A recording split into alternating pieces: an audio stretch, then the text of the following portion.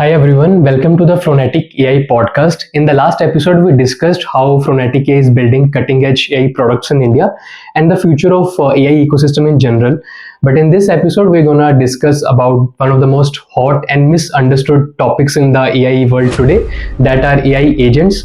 We are gonna discuss what they are and how they are going to change the way we work in organizations these days. So joining with me again today is Rajesh. Hi Rajesh, welcome back to the podcast. So before we start and dive into the AI world, can you please give a short introduction for the new viewers? Yeah. So Phronetic AI is a AI company. We are building a full stack AI setup where right from creating models to creating AI agents, which we will discuss a little bit more, we have the entire stack, right? So we've been building, like in the last episode that we talked about, we've been building video agents and video understanding agents. But today, I think we are going to go and give examples and give the latest in terms of how we have expanded our scope as well.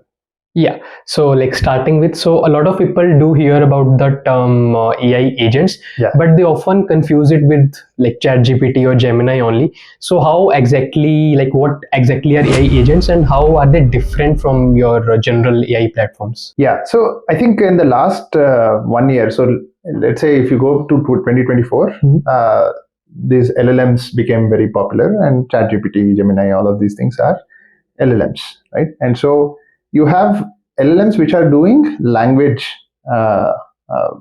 discussion. So you can chat with it, you can have summaries and things like that. Now in 2025, the reason why it's called agents and agentic and all of these things are becoming popular is because these are capable, or these systems are autonomous systems.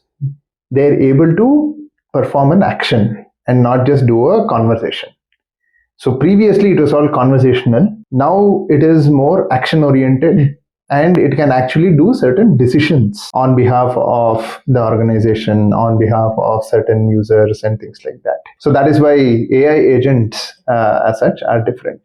From a very technical point of view, the definition of AI agents is autonomous systems which can perceive the environment, which can reason out, right? Reasoning is an important aspect, which has memory about what else is happening. Plus, it can do an action using a certain tool, right?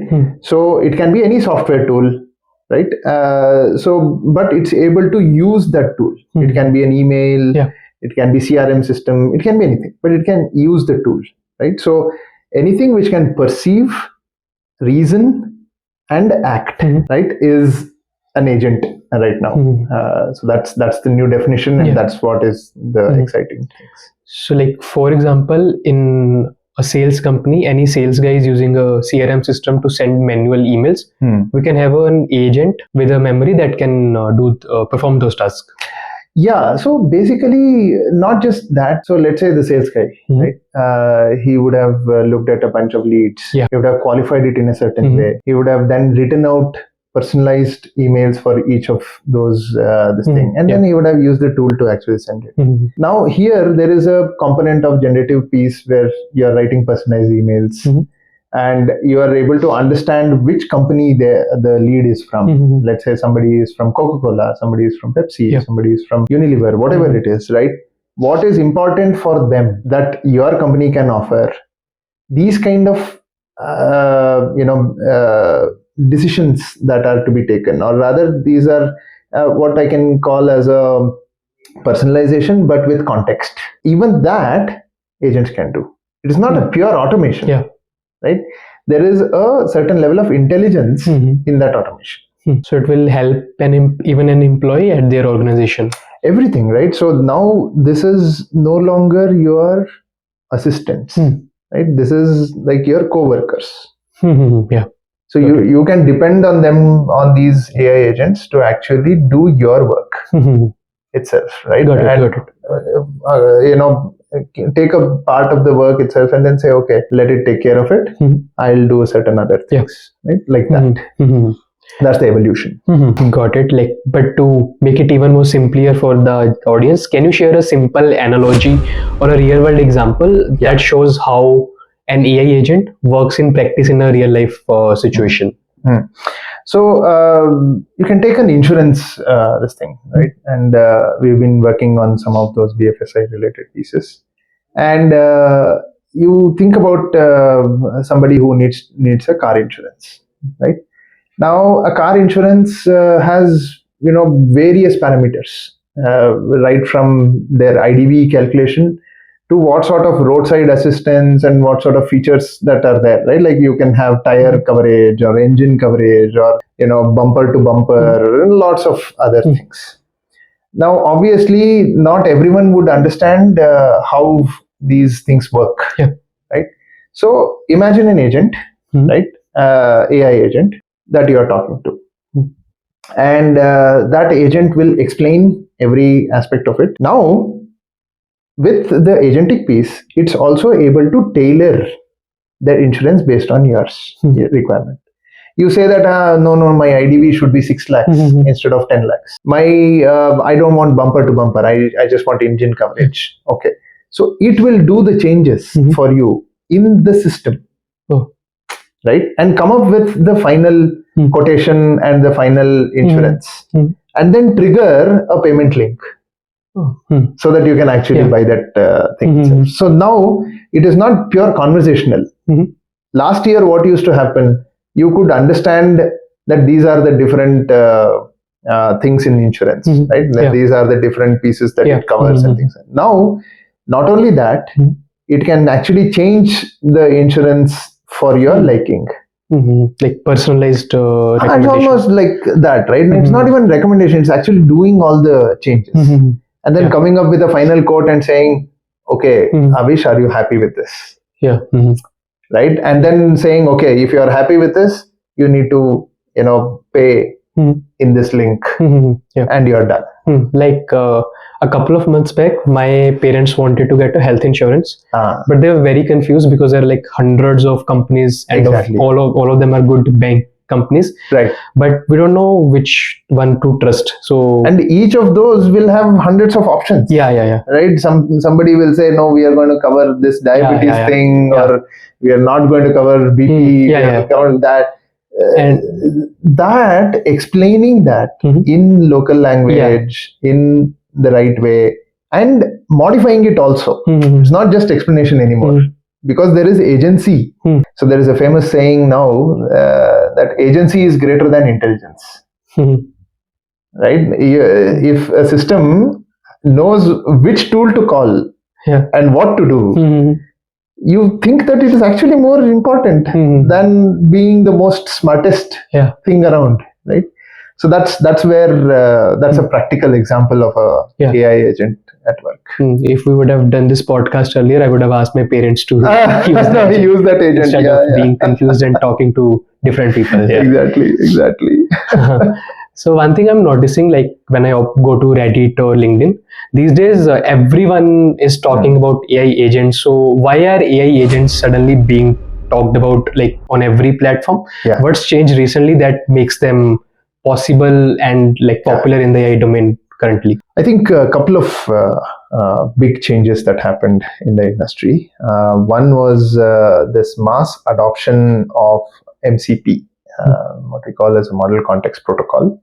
This was, I think, proposed by Anthropic, and everyone in the community started understanding that, okay, this is needed. Now, what does this do?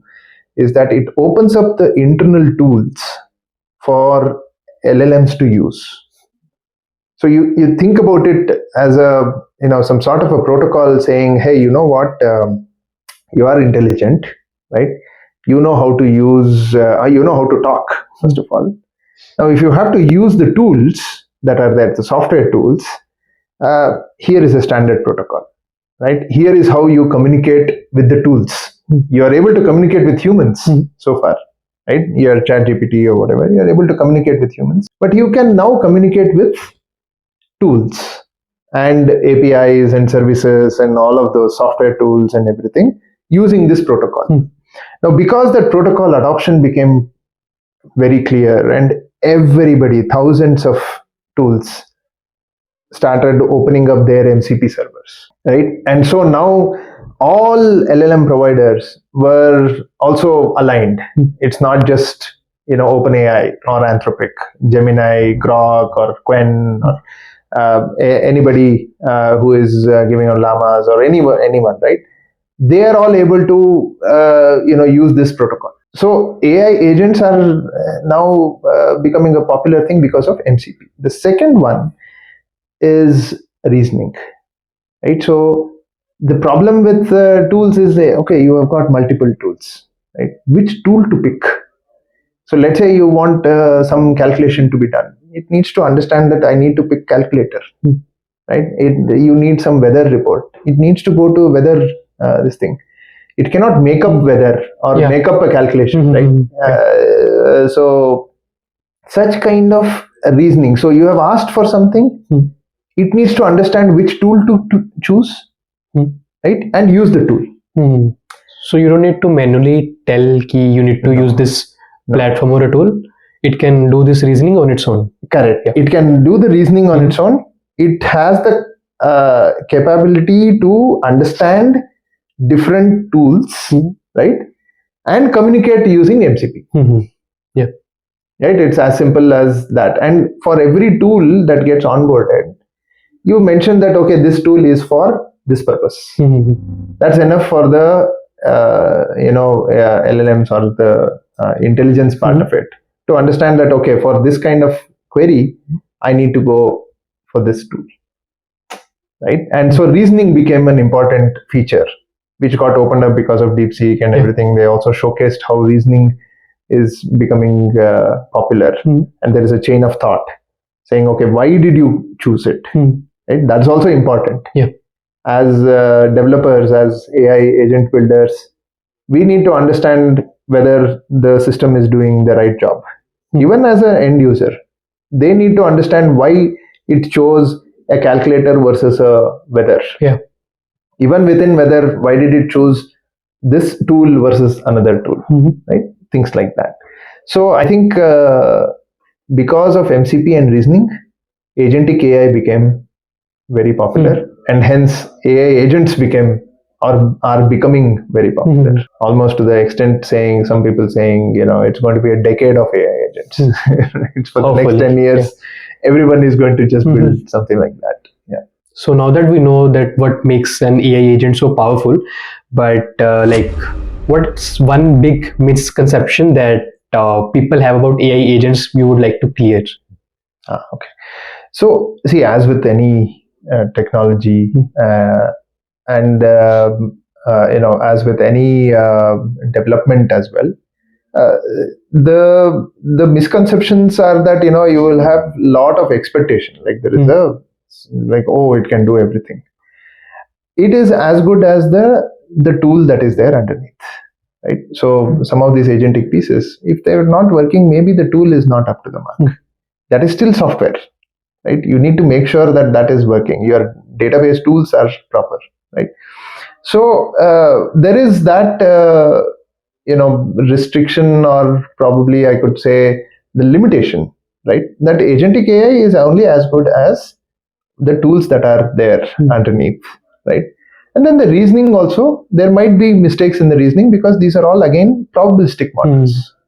There is always, what we can say is, like, it's always good 99% of the time, right? There is still a 1% chance that it might do something stupid or something irrational, or not in the right scheme of things, right? But there is that unrealized potential of RPA, or an automation, the UiPath kind of automation. Some parts of it was left out because there was some reasoning and some generative pieces that were needed. That is getting clearly answered or clearly solved with this. So that is the expectation. The misconception is that it can do everything. No, it is still bounded by the tools that are there underneath. Like, I think even on ChatGPT, there's mentioned that it can perform errors. You shouldn't just 100% rely on it. Of course, yeah.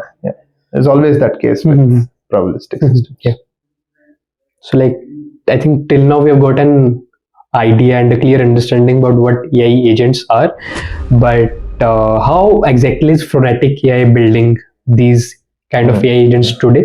Can you give an example from industries you have worked with, like maybe retail, healthcare, or any compliance or any sort of industry?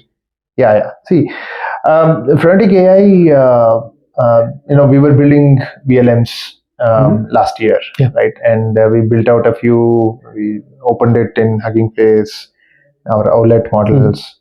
Nowadays, we are doing the reason models, RZN class of models. The way we are doing it is that we have classified agents to be field agents and desk agents, right? Now, desk agents, you know that they are going to be good with desk jobs, right? It can understand documents, it can understand software tools, it can understand things like this, insurance agents, finance reports, and things like that, right? It can understand those health reports, it can understand, and take bookings from people. It can understand calendar, for example, right? So, which we discussed earlier. Exactly. So that is your desk agent kind of a setup. We also have field agents, right? If you remember, we used to do CCTV related things, video understanding related pieces and all that. That essentially is a field agent, which is able to understand physical space, right? Agents which understand the field, understand the physical space, and then act upon it, right? So, things like, our CCTV related piece itself. Let's say, we have one very nice example that is happening now in field trials. It's an ambulance use case, right? So, we have a CCTV within an ambulance. Okay. As soon as a patient is loaded in, based on there is an LLM or a VLM rather, which is connected to this CCTV, right? Based on the condition of that patient, it analyzes the condition, right? Is there trauma? Is there bleeding? Is there, it also understands the pulse rate and those kind of things associated with it, and then tries to come up with the triaging before the ambulance reaches hospital. Because about 15-20 minutes would go off in ambulance coming and staying in the bay, right, for triaging to happen. Now, by the time it reaches itself, it's able to say that, okay, this thing requires a CT room to be booked. This is the kind of incoming patient. Here is let's say a 45-year-old met with an accident, has a broken bone, bleeding on this side. All of those things clearly mentioned, right? And sent out already to the duty doctor. So he can be prepared. He can get the right kind of people also. So this is a classic case of a field agent. Yeah, because I think in health emergency situation, every 1 minute matters. Everything counts. So this is something which we are running right now. And we see that there is, and the LLMs are working brilliantly, at least the agents are working nicely. So we are now trying to do a bigger one. With desk agents, right, typical back office problems, right, your HR or finance and those kind of things. Every employee has some or the other doubt with respect to his taxation or some claim related thing. We have kept these desk agents, which are back office kind of agents. Anyone can, ask, okay, what was my deduction? Why did this get detected? Why did I get this claim? Why did I not get that claim? Instead of waiting for the finance guy to come and show up in office, you can directly chat with it and, get the output. So I think these are the classic examples of how Phronetic AI is building certain agents, be it enterprise agents or field agents. And and these are absolutely making this difference. And this wouldn't have been possible if agentic AI was not, right? So that's an example. Just to give. Got it. So this really sounds very interesting, and I think the use cases are very practical. Yeah. But like again, if I research about this domain online, it feels like this space is very saturated. So what exactly makes Phronetic AI's approach different from the competitors, or different from any other chatbot or automation tools or agents? Correct. Yeah, so I think there is a lot of competition in the desk agent space. At least field agents, we are quite unique. There isn't much of a competition. But even in the desk agents, right? Our approach has always been that the agents have to be budget aware. One of the classic problems with AI agents is that you don't know when they go rogue, and you might actually end up burning a lot of tokens and burning a lot of money, right? So what we have done is that we have made sure that it is always with a wallet. So every agent comes with a wallet. And it's almost like saying, okay, I've hired you, right? I'm going to give you 100 rupees. You get me whatever I want within this 100 rupees. So there's a maximum limit attached to it. Exactly. So it's almost like saying, okay, I'll give you 100 rupees and you give me a chocolate. Now you will definitely not go for something which is outside of that. Rupees, right? So you're going to get me only that. So that kind of a setup is already inbuilt in all our agents. And in fact, in our platform itself, we are what we call as budget aware agents, right? And it's a very new thing. It's going to catch up, but we have been able to fortunately, come up with these things 3 to 6 months in advance itself. And so this budget awareness is one thing. The other aspect is there are lots of prototypes that people do, right? And the problem that you can't go from prototypes to production because your security issues come into play. You have a lot of reliability issues. Testing has to happen properly for these kind of agents and all of that. And so you are getting these reports that there are 95% of them are wasted prototypes and all of that. That uncanny valley is primarily because of either the security or reliability. Now, these things can be solved if you have local agents. So our agents are locally deployable.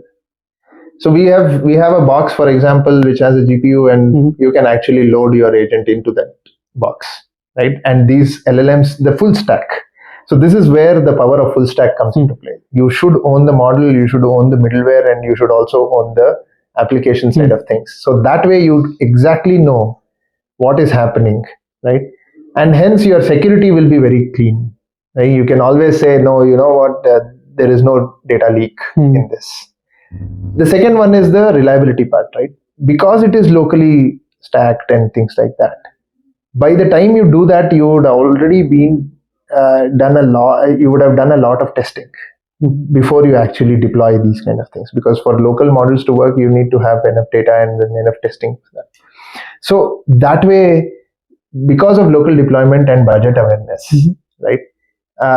You have, even if you are using some outside model, you have budget awareness, which will ensure that you are holding it in the right way. And for all the sensitive information, for it to not go out, you have a local deployment as such. So I think that is where our differentiation comes into play. And of course, the field agent part is also where the differentiation comes. So like the companies never need to, like with which companies you're working with as a client, they never need to worry about their data being... Correct. Exactly. Because everything is audited, everything is tracked. Even if it is going out, we know. And it's not going to get abused, or rather, the budget is not going to go out. Like for sure, it's not going to get shared with a third party. Exactly. See, basically, it is about the CFO and the chief security officer, right? The security officer is going to say, okay, what about my data? And the CFO is going to say, what is the budget? Right? Is it going to exceed that much? Then I'm not going to give. Right? Like, because I have to give budget as an enterprise. I have to say, no, I'm going to use so many dollars for the next few months, right, for this program. And these things have to be pre-budgeted. Like it's not going to be like, after the end of the quarter, you come over and say, I've burnt $1 million. It doesn't work that way, right? So these two things, that is why we concentrate more on that and then build it out that way. But like looking ahead in the next 12 months, how do you see these kind of AI agents becoming part of everyday work or like business operations on a consistent basis? See, I think it's going to become very, I would say you wouldn't notice it at all, right? It's going to become very common. And the reason is you're going to have yet another email saying Hira at Phronetic, for example. Hira is a HR agent. And you might have something like a Marlowe at Phronetic. Marlowe will be, no, that is just an email ID. Yeah. Right? You will interact with them in emails and Slacks and any kind of a thing like any other employee. So that is how they're going to, like, these agents are going to become very, very common, right? And you will not notice it because part of the system, like, in larger organizations, for example, you have thousands of employees. You would not know exactly who your HR, or a travel agent is, or a HR agent, or the finance agent is, right? Or the person is. So in a way, it's already like that, right? And so even here, you are going to say, okay, I'm going to communicate either through email or chat, and I can see that I'm getting natural language responses and in a very this thing, and work is also getting done. It's not just chat. So which means that it's going to become very natural. Because I think at the end of the day, the employee, for example, wants to get his doubt clarified or work done, and he wouldn't care if it's an agent or a human employee replying to his queries. So exactly. So that is one way. The other way is in local general day-to-day setup, like the ambulance related piece, or like you are creating games, you are creating content. You wouldn't know who is creating content. There might be an AI which is creating content and publishing somewhere. There might be some doctor who is actually using an agent to take a decision. So it was going to get, I think, fused very nicely without us noticing that there is that. Like, so people are going to use it without their knowledge. Is like it will slowly become part of people's life and ecosystem. So. Yeah. And and they wouldn't be like, oh, there is AI. Right? And I think that is how it is going to end. In 12 months. So I think till now the viewers would have got a clear idea like what AI agents are and why they are so trending these days. But for someone who is listening about them for the first time, how would you suggest them to try these AI agents hands-on? Like, what's the simple way they can just start building an agent and using it? Maybe with Phronetic's platform. I was about to come to that. And see, basically we have got the developer platform. There are about 1,000 developers now who are already using it. And we have obviously not, pushed it out in the market fully. It is still in a beta kind of a state. But it is probably one place where you can actually build, and you can also, like what I was telling in the last episode, we have now been able to help in distribution and in monetization, right? So not only building agents, these agents which are agentic, which is, using multiple tools and things like that, plus have a distribution, right? You can plug it into a website or put it in the Rediff Marketplace or any of the other places. Also has a wallet which will allow you to get earnings, right? So this entire stack is there. I think whoever is watching should be able to, try out their hand with the agent developer platform. It's fairly simple. We are trying to make it simpler and simpler.